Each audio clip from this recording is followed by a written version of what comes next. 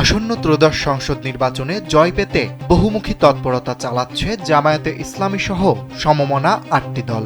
নির্বাচন নিয়ে বিভিন্ন কৌশল নির্ধারণ ও প্রার্থী চূড়ান্তকরণে দফায় দফায় বৈঠক করছেন ৮ দলের লিয়াজো কমিটির নেতারা।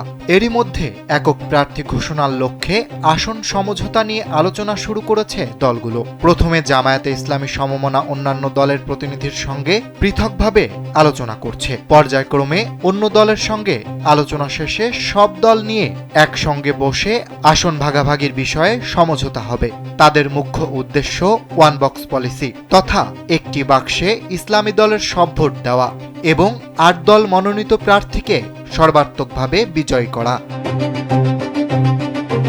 চলছে দেশের সর্ববৃহৎ প্রযুক্তি মেলা সিটিআইটি মেগা ফেয়ার 2025। চলে আসুন ৮ থেকে ১৩ ডিসেম্বর আইডিবি ভবন, ঢাকা। গত সেপ্টেম্বর থেকে কিছু অভিন্ন দাবিতে যুগপৎ আন্দোলন করে আসছে এই ৮ দল। জামায়াত ছাড়াও অন্য দলগুলো হল ইসলামী আন্দোলন বাংলাদেশ, বাংলাদেশ নিজামে ইসলাম পার্টি, বাংলাদেশ খেলাফত আন্দোলন, জাতীয় গণতান্ত্রিক party, Bangladesh development party, Bangladesh Khelafat Majlis এবং খেলাফত মজলিস।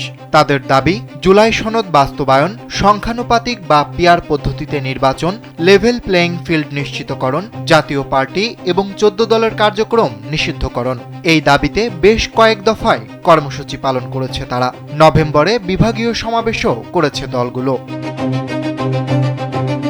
তবে এবার নারী সংসদ সদস্য প্রার্থী রাখছে না কোনো দলই। সমমনা দলগুলো শতাধিক আসনে দাবি জানাতে প্রস্তুত। বিশেষ করে বাংলাদেশ খেলাফত মজলিস রিকশা প্রতীকেই চাইছে কমপক্ষে ৭০টি আসন।